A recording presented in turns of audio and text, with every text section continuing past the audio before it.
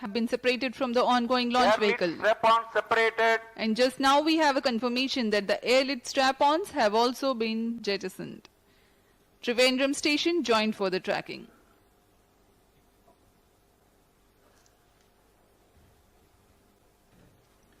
Action time for PS1 is 112 seconds for this mission. Separated.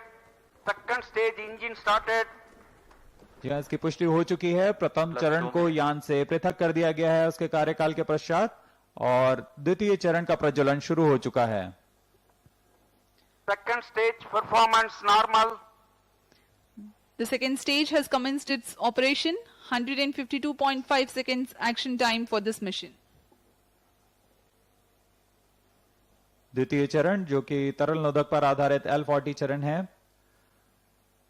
इसमें लगे विकास engine की मदद से यह प्रणोद उत्पन्न कर रहा है। इसका कार्यकाल लगभग 152 सेकंड का होगा।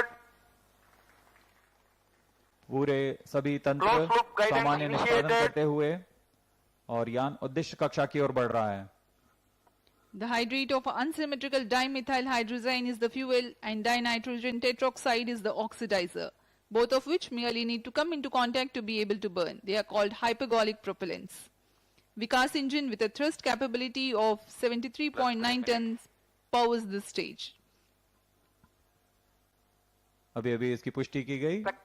ऊष्मा कवच को यान से पृथक कर दिया गया है तथा यान अब क्लोज लूप गाइडेंस के अंतर्गत कार्य कर रहा है।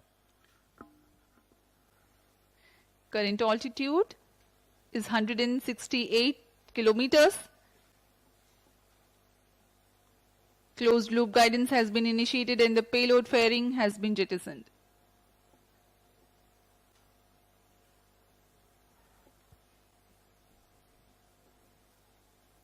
इस यान के अनुवर्तन के लिए 3 ग्राउंड स्टेशंस हैं।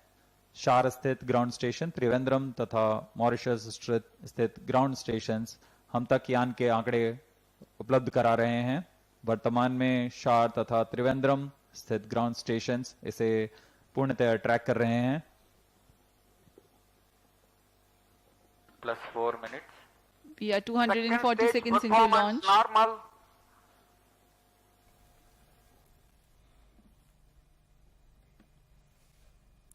द्वितीय चरण का निष्पादन पूरी तरह सामान्य। तो आप देख रहे हैं कि अभी तक का जो फर्स्ट स्टेज सेकेंड स्टेज पूरी तरह से सफल रहा है। इस लॉन्च के बाद अब आखिरी स्टेज की ओर बढ़ता हुआ सैटेलाइट EOS-01। अब देखिए ये थर्ड स्टेज, सेकेंड स्टेज भी कंप्लीट हो गया है, अब थर्ड स्टेज है और थर्ड स्टेज का मतलब है कि सीधा ये सैटेलाइट अब अंतरिक्ष की कक्षा में जाएगा और फिर इसके निर्धारित स्थान पर इसे स्थापित कर दिया जाएगा। तो 2 स्टेज पूरी तरह से सफल रहे हैं और ये आखिरी स्टेज है। आरसी कपूर सर हमारे साथ जुड़े हुए हैं। सर, कितना यह वक्त लग जाएगा इस सैटेलाइट को अपनी कक्षा में स्थापित होने के लिए? ये करीब 17 मिनट की उड़ान रहती है और उसके बाद जो PS4 है उसका अपना एक इस्तेमाल जो है इसरो ने शुरू किया है। वो अपने आप में एक जो है वो सैटेलाइट की तरह से काम करता है। इस बार इसरो ने क्या प्रावधान किया है वो अभी देखने की जरूरत है, लेकिन आमतौर से ये फ्लाइट जो है करीब 17 मिनट की रहती है। तो अभी तक तो देखिए एकदम एज पर जैसे टेक्स्ट बुक लॉन्च की तरह से जो है इस समय सैटेलाइट के प्रक्षेपण को लेकर के जो है रॉकेट की उड़ान है। सर, तो तीनों स्टेजों में सबसे ज्यादा आप कह सकते हैं क्रिटिकल कौन सा स्टेज होता है? फर्स्ट स्टेज, सेकेंड स्टेज या फिर आखिरी स्टेज जिसमें कि जो सैटेलाइट है उसको उसकी कक्षा में स्थापित किया जाता है? देखिए हर स्टेज जो है उसका अपना अपना एक रोल है और शुरुआत तो जाहिर है कि जो इनिशियल थ्रस्ट है वो जबरदस्त होना चाहिए और बल्कि जैसे अभी रॉकेट उड़ान शुरू हुई है तो उसके उड़ान के समय की जो भयंकर गर्जना है वो हम तक नहीं पहुंची है, वो इन्होंने सप्रेस कर दी है। लेकिन खैर वो तो जो इस समय बैठे हैं सभी वैज्ञानिक और इंजीनियर लोग, तो उनकी सुविधा के लिहाज से ऐसा किया गया। तो लेकिन ये तो जो गर्जना है वो तो वाकई में बड़ी रोमांचकारी है। तो बाकी जो अगली स्टेजेस हैं वो फिर हमारे को आवाज तो नहीं सुनाई देगी ना।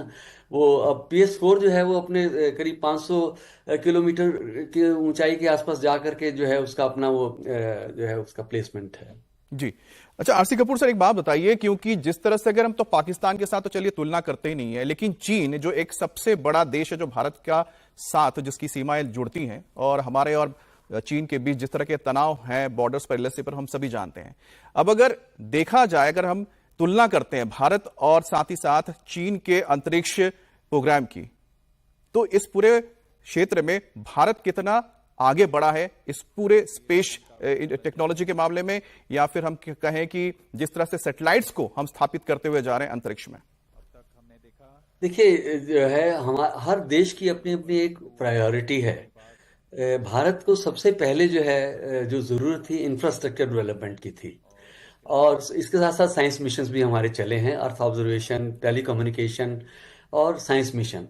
तो जाहिर है कि इतना बहुत फैलाव हमारा रहता है, और जिस प्रकार से हम इन्वेस्टमेंट होता है, और हमारे यहाँ तो अब दुनिया की सबसे बेहतरीन टैलेंट हमारे देश में ही उपलब्ध है, तो जाहिर है कि हम अपना एक बहुत ऊंचा स्थान रखते हैं। बहुत सारी बातों में चीन हमसे आगे है, ये बात तो माननी ही पड़ेगी, लेकिन हम कम नहीं हैं और कहीं बहुत पीछे भी नहीं हैं, हम काफी आगे तक चल रहे हैं। जी राघवन, जिस तरह से आप बता भी रहे थे कि ऑपरेशन सिंदूर में हमारे इसरो के वैज्ञानिकों ने अपने जो सैटेलाइट्स उसके जरिए बहुत सारे जो महत्वपूर्ण जानकारी है वो पहुंचाई थी सेना तक। अब किस तरह से लगातार भारत जो अपने इस सैटेलाइट के एक जाल को बिछाता जा रहा है, वो किस तरह से आने वाले वक्त में भारतीय सेना या फिर